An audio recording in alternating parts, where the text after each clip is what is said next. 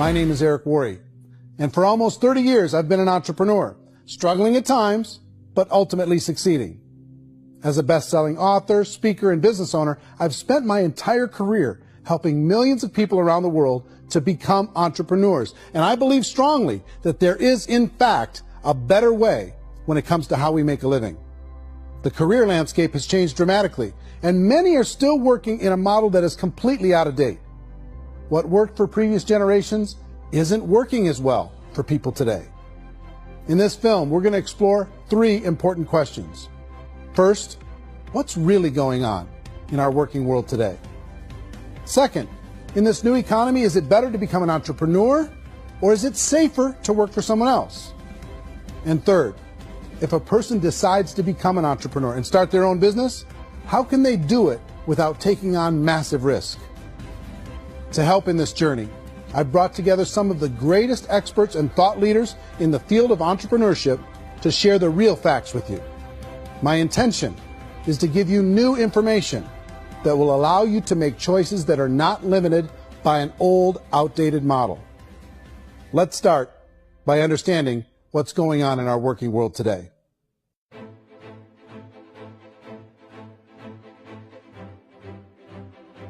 Let's look at unemployment. 30–40% of the people are honestly not working, but would be working. What our government does is if you haven't found a job in 6 months, we don't call you unemployed. We pretend you dropped out of the labor force. I've often said that unemployment, particularly structural unemployment, that's unemployment due to technological changes, is the first sign of economic growth. Think of it, 10 people live on an island. They go out every day and fish. One day, new technology shows up. A missionary brings them a net. Now, using the net, one pilots the boat, one throws the net. 2 fishermen can do all the work 10 used to. That's a 500% increase in productivity, 2 doing the work of 10, in one day. You don't have to learn a lot to learn how to throw a net instead of throw a fishing line.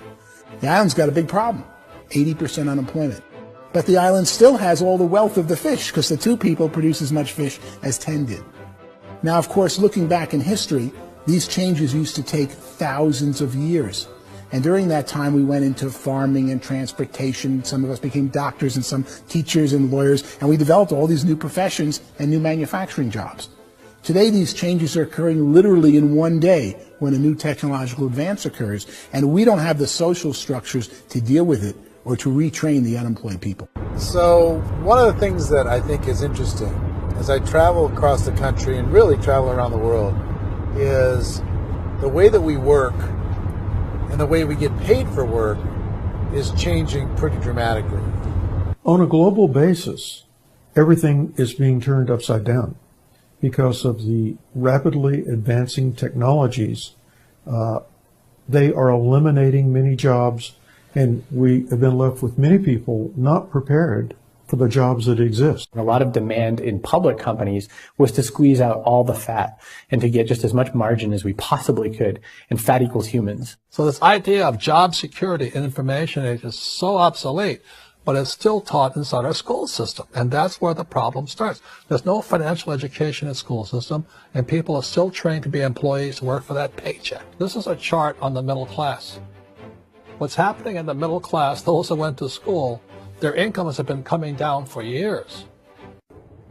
I feel sorry for the person who dreads going to work, who is sick to their stomach on Monday morning, who hates their alarm clock, who gets a little glimmer of hope on a Wednesday because it's hump day and says, thank God it's Friday.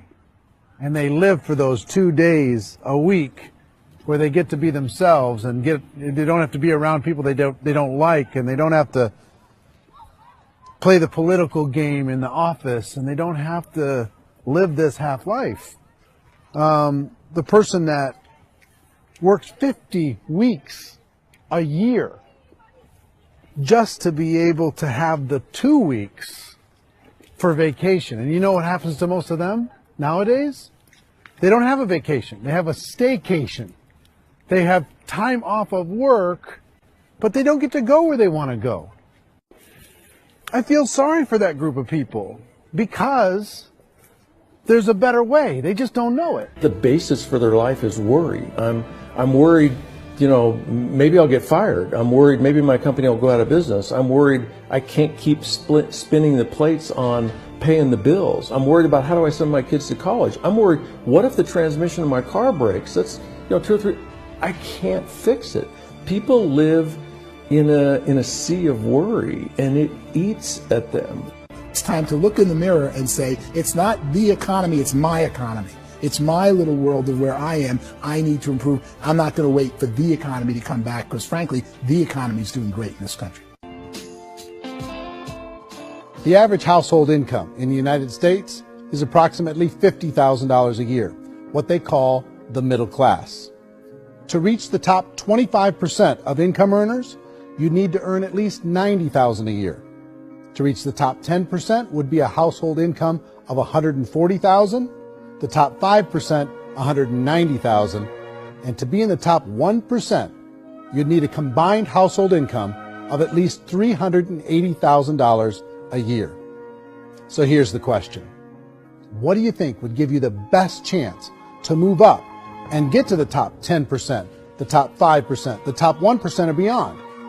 In my opinion, and in the opinion of many, many experts, the answer is to become an entrepreneur, to become your own boss. The spirit of the entrepreneur is to be a risk taker and to be resourceful and unstoppable, and to have a vision of yourself beyond where you are and not willing to settle for life as it is. Think about the great entrepreneurs. They're visionary. They have heart. They're willing to do today what others won't so they can do tomorrow what others can't. Personally, I don't think of the new economy, the old economy. I create my own economy. The entrepreneur's in control. I decide what the economy is going to be like. In the world of entrepreneurship, there are no limits. You can make as much as you want, depending on how much you want to work and how smart you are and how great a team you put together. There's no more lifetime rewarding business than being an entrepreneur. Why in America, where anyone could be anything, would people want to give up their freedom and become effectively a modern-day slave, told shut up and be here every morning at 7:30, leave at 5:30, and do what I tell you? And most people say, I'd love to be my own boss. 70% of Americans would love to be their own boss, according to recent polls. But they don't know how to get there. Because what are you going to do? One, you could buy an existing business. If somebody's selling an existing business, you have to ask why. Usually because it's probably hard. It's probably not making as much money as they hope. Two, they could buy a franchise. A little less risk, proven system, but it's expensive to be able to do that. Three, they could start something from scratch. And that's where a lot of people feel like, I don't have the chops to do it. I don't have the money. I don't have the product idea. I don't have the expertise. I don't have whatever it's going to take to be able to get there, and I can't risk my family to do it. So, fourth, they could become an investor. A lot of people in this town invest to try and figure out a way, but you got to be pretty smart with that game too, right? People that start their own business, they spend a lot of money, they spend a lot of time, a lot of effort to get things started. And the more you invest on the upfront, the harder you typically work at it.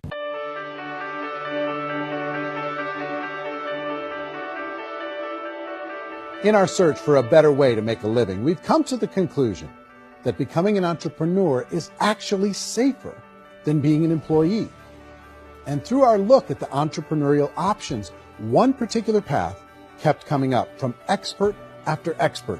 And I think most people will find it surprising because it's certainly a non-traditional business model. That model is for people to start their own business and become an entrepreneur through the creation of a network marketing business. Some people call it direct selling because the product is being sold directly from the manufacturer to the end consumer, cutting out the middlemen. Other people call it multi-level marketing, or MLM, because there are multiple levels of commissions paid. The most common term today is network marketing, because network marketing best describes using a large group of independent distributors, independent entrepreneurs, to move a product or service more efficiently. So my friend here, Donald Trump, and I, we always write about the network marketing industry. And the reason we support the network marketing industry is because it really is a business school for entrepreneurs. Because most people come out of school looking for a paycheck. Oh, that's terrible. I went to network marketing like that. I think if it didn't exist, we should invent it. It is that good. I think direct selling is a great way to do business today. It's very easy to get into that industry, and you can be self-employed, be, in effect, an entrepreneur. A traditional company will spend up to 50% of their total revenue on marketing. Network marketing companies use a different approach. Instead of having all that extensive marketing expense, they utilize a network of independent distributors to do the marketing for them. Now, why do they do this? First, because word-of-mouth advertising is so much more effective today than traditional media advertising. Second, some products need to be explained or demonstrated, and an independent salesperson can do that more effectively than an ad campaign. Third, it's completely efficient. The company only pays for the marketing of their product if a sale happens and not before. Imagine if Amazon allowed you to become an independent distributor and paid out 40% of its revenue to that distributor group. All you had to do as a distributor was recommend a product, and if a person bought it on Amazon, Amazon would take care of all the logistics, and you'd get paid for bringing the customer. Now imagine you got paid for every purchase that customer made for the rest of their lives. Well, Amazon doesn't offer this option, but network marketing companies do. 85% of all buying decisions in our society are made as a result of word of mouth or reputation. We're recommending things to each other all the time. You know, who's your dentist? Who's your doctor? Who's your lawyer? What detergent, are you using? What legal system are you using? What product are you using? We're talking to each other about the things that we love anyway. When you go into a big box retailer, you're lucky if the clerk looks you in the eye, much less gives you any detailed or accurate information about what you're purchasing. So of course, this personal information, this education coming from a friend, a neighbor, a relative, or even a stranger, but one who has experience with the product is extraordinarily valuable. As a matter of fact, network marketing can educate consumers probably better than any other form of marketing. It certainly can do better than advertising, because advertising usually has a certain hype to it, and you can only get limited information. So, network marketing trumps advertising. The keys to network marketing is providing an opportunity for the masses to get involved, providing an opportunity for the average person who doesn't have the resources to start their own business. All of this so far is fairly straightforward, but network marketing offers another benefit, and it's this benefit that makes it so interesting for entrepreneurs. Network marketing allows a distributor to build their own network of other distributors and then compensates them on the sales created by that entire group. Direct selling is, at its base, very simple. It's the sale of a product or service to an individual on a face-to-face, one-on-one basis, just the way we're talking right now. But there's an important element as well, and that's the offering in conjunction with that sale of product, the offering of an opportunity for someone to make something of themselves.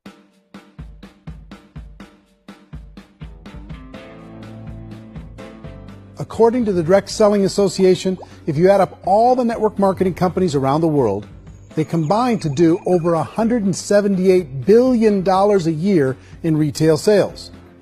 To give you an idea of how big that really is, the NFL, the National Football League, does approximately $9 billion a year. The music industry does a little more than $16 billion a year, and the movie industry does about $80 billion a year. Using a conservative average, network marketing companies pay their distributors about 40% of that $178 billion in the form of commissions, which adds up to more than $71 billion a year. That's almost $6 billion a month. It's almost $200 million in commissions every single day. So it's certainly working, and people are making serious money in network marketing. With the growth of the direct selling industry over the last 10, 15, 20 years, we've seen a broader understanding of the channel.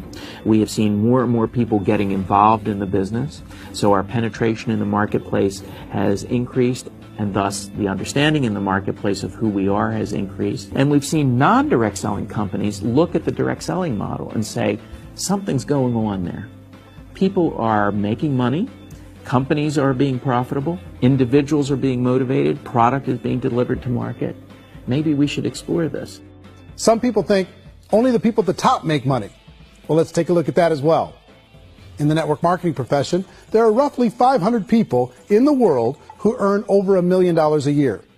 If you round that number up to $2 million a year, that adds up to about $1 billion a year. That takes the $71 billion paid out each year down to $70 billion. So where does the rest of the money go? The vast majority goes to part-time people making anywhere from a few $100s a month to many thousands of dollars a month. It goes to people who choose to make it a full-time career move and earning even more than that. Every day, people are using the money they earn through network marketing to pay off debt, have more fun, and improve the quality of their lives. Everyone I know in network marketing has been doing that since the 50s. They go to work when they want to go to work. They stop working when they want to take time with their children to have a leisurely breakfast and discuss issues and drive them to school. They go back to work when they get home, wherever they're working out of. The biggest thing that I've seen is people that have become much happier in their life. MLM has probably made more millionaires of more people in more countries, and I've spoken to them in 67 countries, than any other single form of business, starting from nothing. If they have a choice between working a job for the next 10 years or working a network marketing business for the next 10 years, the result of working the network marketing business will be better. How many people are involved? Approximately 16 million Americans and 96 million people around the world are currently participating in network marketing. And in a recent poll, 82% of those people report a good, very good, or excellent experience with network marketing. So people are happy.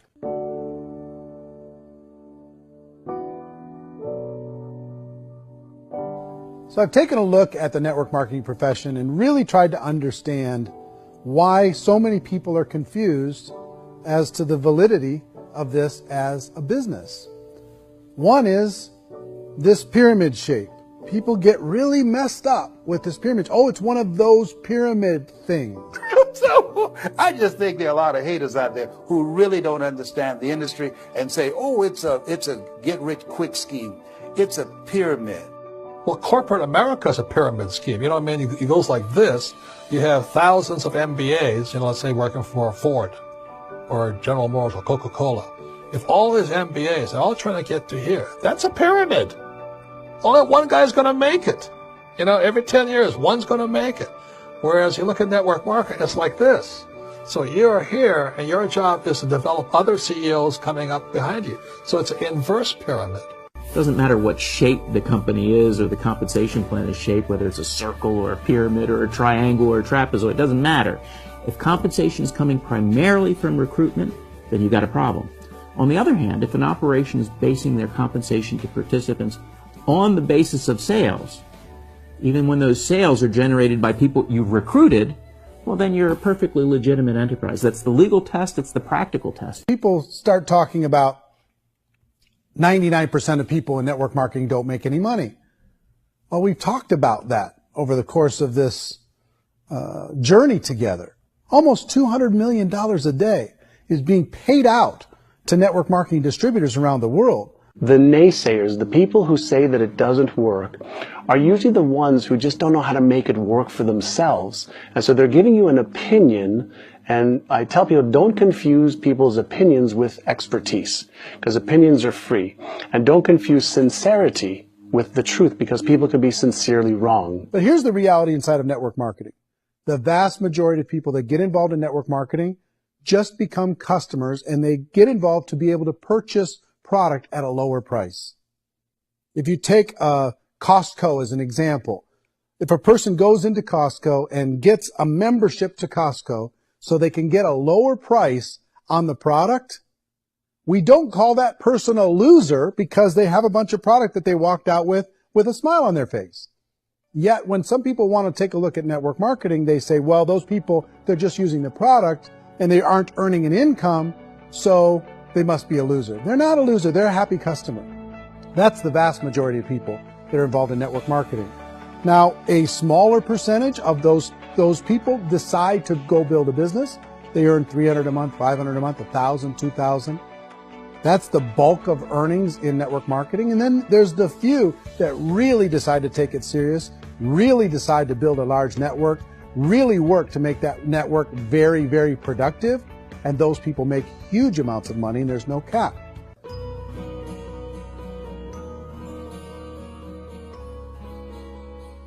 It's light years better for people starting today than it was even 5 years ago. I think it's more widely accepted now, and people understand it is a business. It is being an entrepreneur. It is being a business owner. Our belief system is based upon our evaluation of something, and frequently if we reevaluate a situation, our belief about that situation will change. The industry has changed and it's grown up. It's totally transformed. You've got young people today that have grown up with social media, and they understand networks. They understand how people are connected through technology, and they understand how money flows through those networks.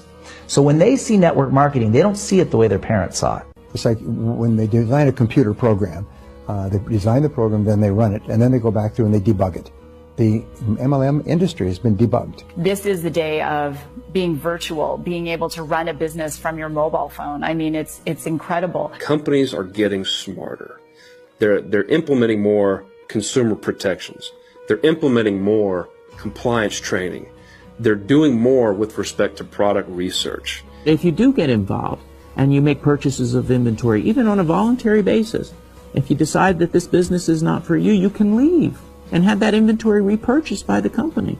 There's no other business that offers that kind of protection on a voluntary, self-regulatory basis.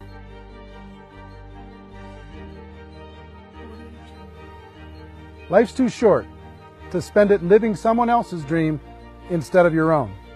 It's too short to spend it living at a fraction of your potential. Can being an entrepreneur be a challenge at times? Sure. But here's what you get in exchange. It can be yours. Something that you built, something that you created, something that you made happen. This balloon represents your dream. It represents entrepreneurship. My wish for all of you is that you would reach out and grab it. The choice is up to you.